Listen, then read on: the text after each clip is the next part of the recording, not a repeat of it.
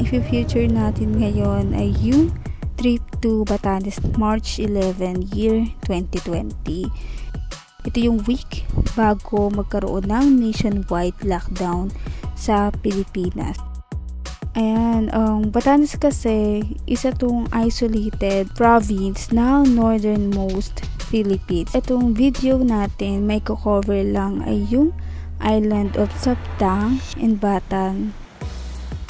How to go to Batanes? First, nag-book kami ng flight sa Philippine Airlines dahil through air transportation lang tayo makakarating ng mas mabilis. It took us at least an hour and 20 minutes bago makarating sa Basco Airport. Kaya naman ay suggest na maghintay kayo ng mga discount flights para mas makatipid. Then pagdating mo naman sa Basco Airport, may mga tricycle na doon na nag-aabang na pwede mong i-rent papunta sa lugar kung saan ka magstay. So, where to go in Batanes. Ayan. So, sisimulan ko na itong gist ng video ito kung saan itutur ko kayo sa mga lugar na napuntahan namin dito sa Batanes in 3 days stay. Day 1. So, yung day 1 ng tour namin ay yung mismong pagdating namin dito sa Batanes. Kasi syempre, para masulit na namin yung travel vacation. So, first, pinuntahan namin yung chapel dito sa Hill of Tucon o yung tinatawag nilang Mount Carmel Chapel. So, old chapel siya, nagawa sa bato, and then malapit din to sa Basco Pag-asa Weather Station at saka Fundacion Pasita. Sunod naman na pinuntahan namin ay itong Dipnay Supuan Japanese Tunnel, Basco, Batanes. So, dito sa tunnel na ito, kailangan maging conscious ka sa paligid mo. Kasi kung i-visit natin ito, 'di ba? Katulad naman ng ibang tunnel, sandiyan may mga nakausning bato, so baka mauntog tayo.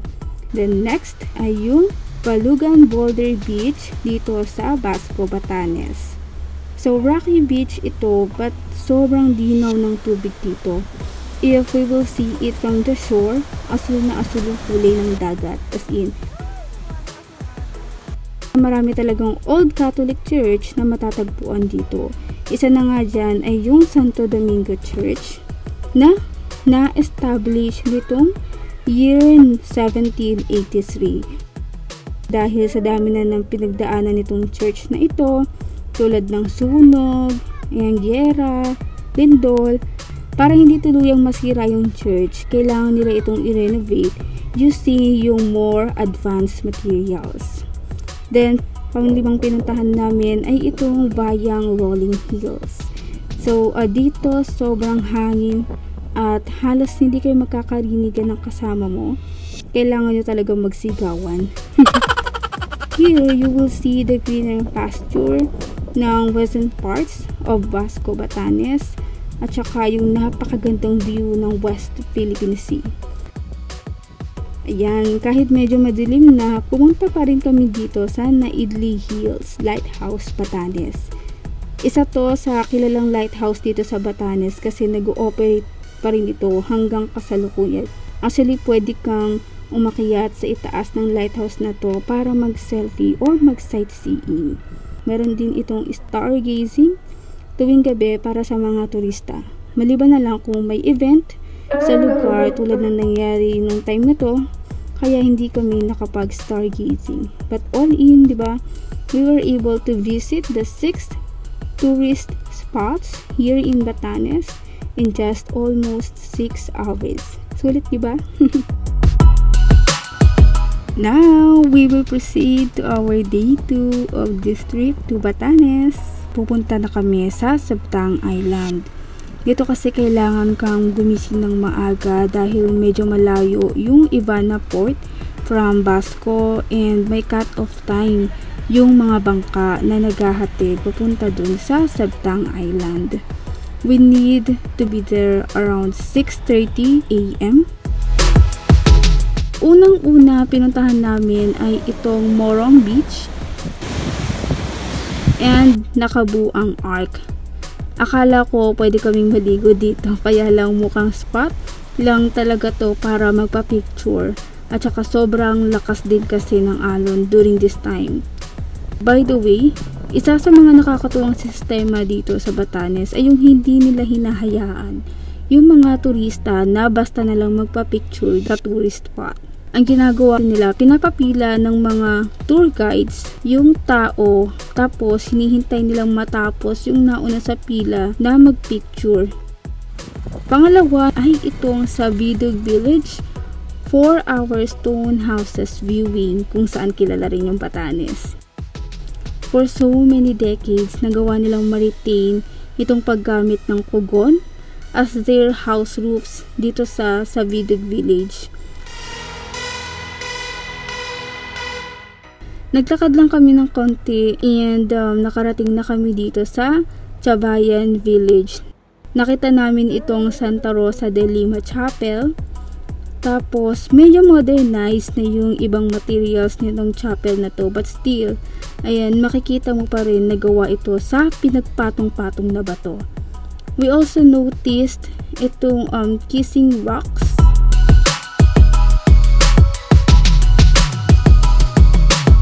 Wherein, mas ma-appreciate mo yung beauty nitong rock formation na ito kapag titingin ka sa butas na ito, kasi focus lang siya dun sa view ng rocks.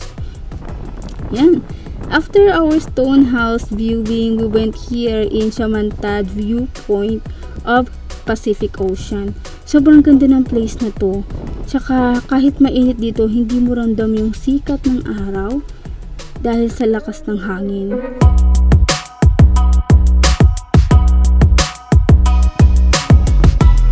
O diba? Hashtag breathtaking Batanes talaga. Wow!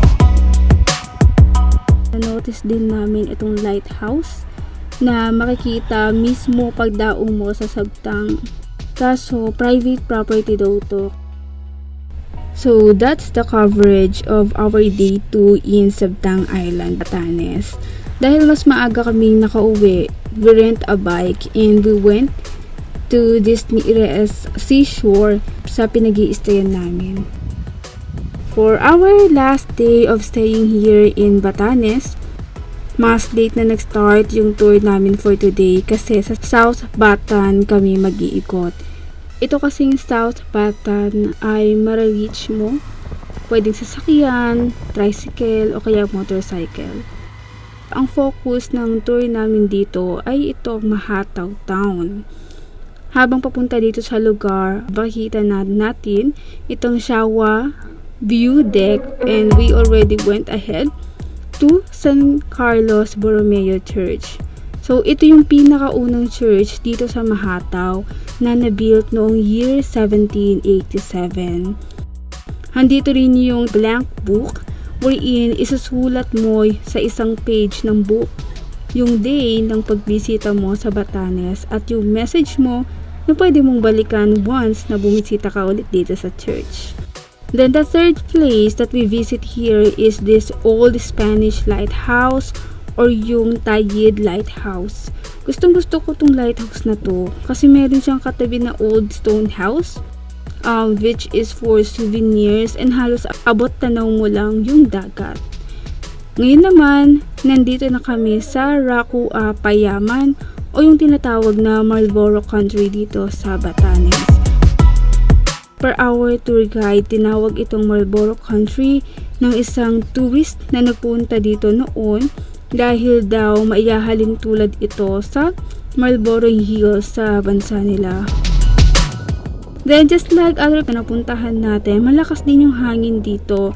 Yan, hindi rin natin mararamdaman yung init ng sikat ng araw. Matatanaw mo rin mula dito yung Tayid Lighthouse na pinuntahan natin kanina lang.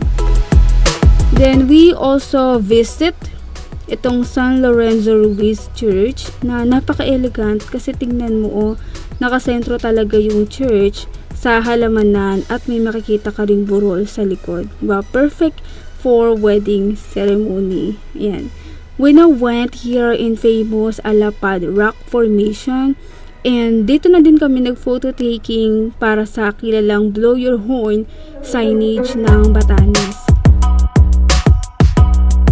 After our lunch, nagpunta na kami dito sa Muchong Viewpoint kung saan ang dami naming nakitang kabayo. Sobrang nakakatuwa kasi madalang na ako makakita ng kabayo sa Metro Manila.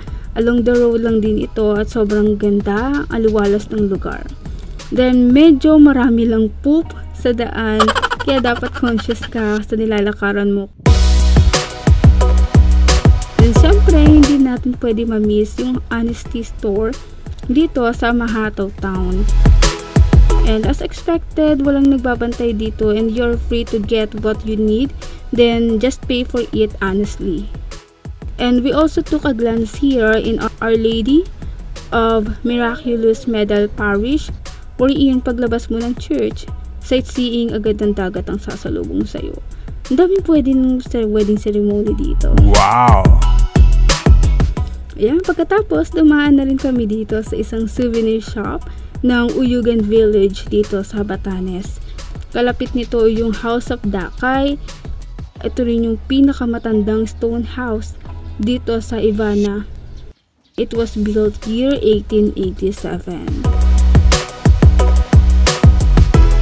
Batanes has its very own white beach o yung Baydangog Beach.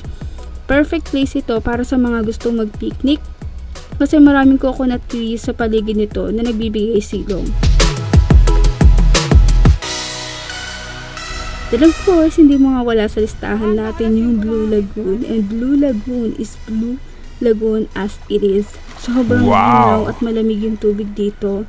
Then may parang small cave din ito sa ilalim ng rock formation. Also may nakita din kaming whale rock with shell image. Iuwi ko sana to for souvenir kaso hindi daw pwede dahil baka maharang kami sa airport. We actually planned na dito kami mag-swimming pero dahil yun nga mabato, we decided to go on to Spring of Youth. Initially wala talaga kaming plan na pumunta dito kaya lang kasi lahat ng beaches na napuntahan namin hindi kami nakaligo. So we decided to go here kahit na medyo alanganin na yung oras. Sobrang sulit naman ng pagpunta namin dito. And kung makikita mo naman, ang ganda ng view kasi katapat nito ay yung Pacific Ocean at yung Mount Iraya na makikita mo halos sa buong parte ng Basco, Batanes. And then last, we spend the rest of the day watching for the sunset here in Mahataw Boat Shelter Port. Sobrang perfect ng sunset viewing dito kasi kitang-kita mo mismo yung paglubog ng araw.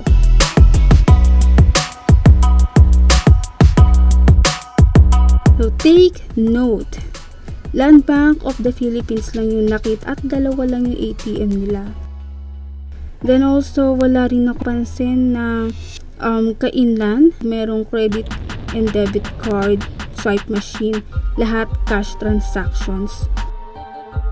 And syempre, in all the places na pupuntahan natin, leave no trace. Ayan, huwag tayo mag-iwan ng kalat sa daan and only take a photo. Huwag din tayo mag-uwi ng mga bagay na alam nating pinagbabawal na ilabas sa Batanes. Like yung bato kanina.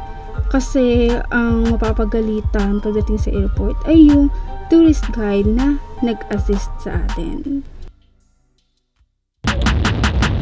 Ayan, thank you sa pagsama sa akin sa vlog na ito. Bye!